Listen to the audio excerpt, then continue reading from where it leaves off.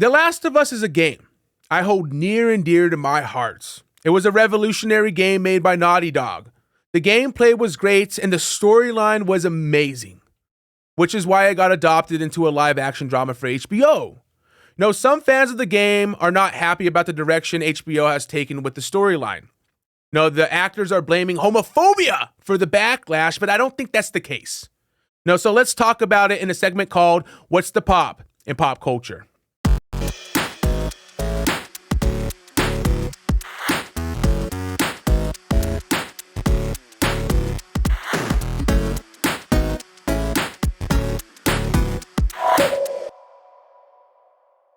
So, Variety did an interview with Storm Reed and Bella Ramsey about their episode, which is basically the origin story of Ellie in the game. No, it was DLC.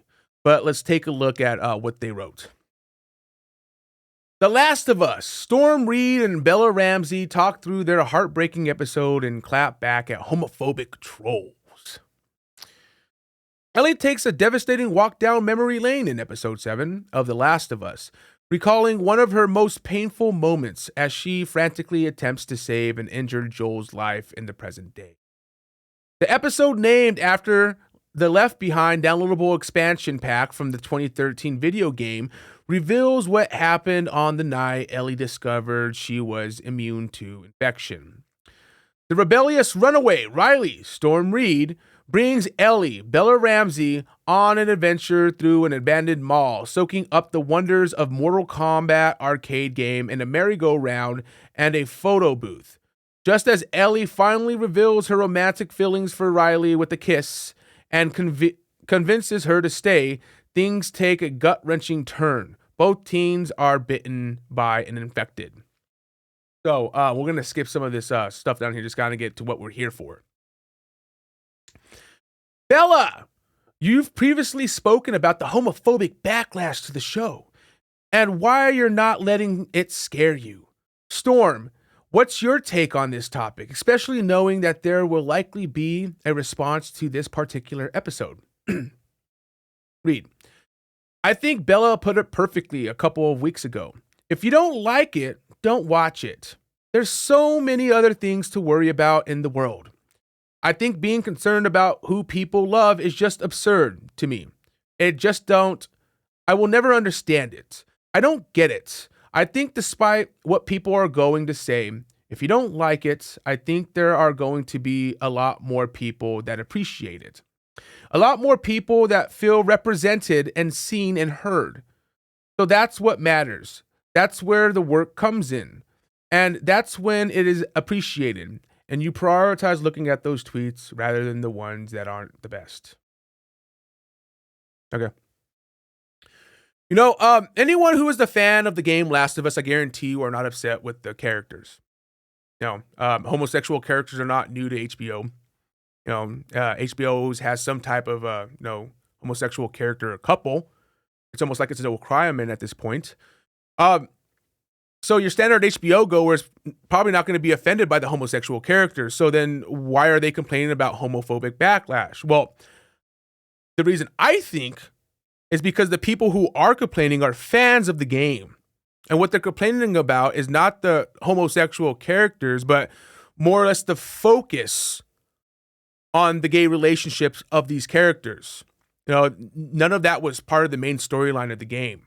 No, it was a subplot.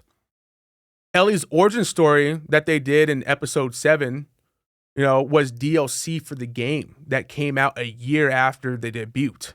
It was only like an hour long. It was just extra content. When playing the Left Behind DLC, there's no hint that Ellie might like her friend, more than a friend. You kind of get a sense of camaraderie between the two girls who are trying to picture what life is like before the infection.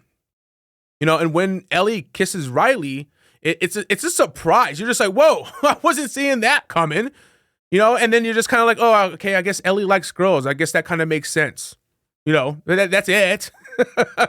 But I don't think the DLC deserves a whole episode. And I don't think it needs to be put within the first 10 episodes. because it's not something that advances the story, nor is it something that makes you fall in love with the character. No. What it feels like to me is the writers are pushing ideological bullshit. That's what it feels like to me. And I have the same opinion about them dedicating a whole episode to Bill. No, Bill was not important enough to get an origin story. No, he was more of a punchline in the game. Like when you meet Bill, he is this I don't take shit from no one kind of dude. He's kind of an asshole. He complains about his partner being a freeloader and disappearing. But in the way he acts, you don't kind of get the hint that his partner's his partner. You're just kind of like, okay, well, it's just some dude that, they kind of take care of each other, and he obviously doesn't pull his weight, so he's a piece of shit. And you kind of learn that his partner's his partner when you find the dude that he's talking about, hung with the suicide notes. And the suicide note basically says he hates Bill's guts and he would rather be dead than live another day with Bill. Because Bill's a fucking asshole. That's what you get throughout this whole interaction with Bill, is that he's just a fucking asshole. But at that point, when you find that letter, you really don't know if like Bill was gay or not. You kind of have a suspicion at that point.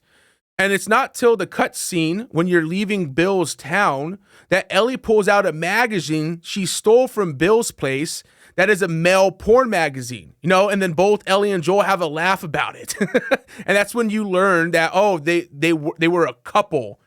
And Bill was so much of an asshole that the love that was there is gone, and the guy would rather kill himself than live another day with Bill. You don't need to humanize Bill. Bill was a fucking asshole, and that's all he needed to stay. And that's all you need to know about him. Fans are lashing out at the HBO series not because of the homosexual characters, but because they are bastardizing the story. They are using it to push LGBTQ ideology, which the story has nothing to do with. The story is a redemption story. Joel walks through life as half the man he once was because he couldn't protect the one thing he loved, which is his daughter. And then he finds meaning in life again because of Ellie, a girl who's the same age as his daughter when she died. He gets offered a second chance and he takes it. And that's what makes the story so fucking beautiful and touching. It is. That's the main cusp of it. And that's what makes it so great. It's a fucking journey. It's a journey of both each other finding, what's making them want to stay alive and progress through life. And I have to say that's why people are mad. Because the writers are trying to turn it into something it's not. And then you have these actors that feel some sense of saviorism because they're pushing back against the bigots. Get off your fucking cross. Jesus. And that was What's the Pop in pop culture.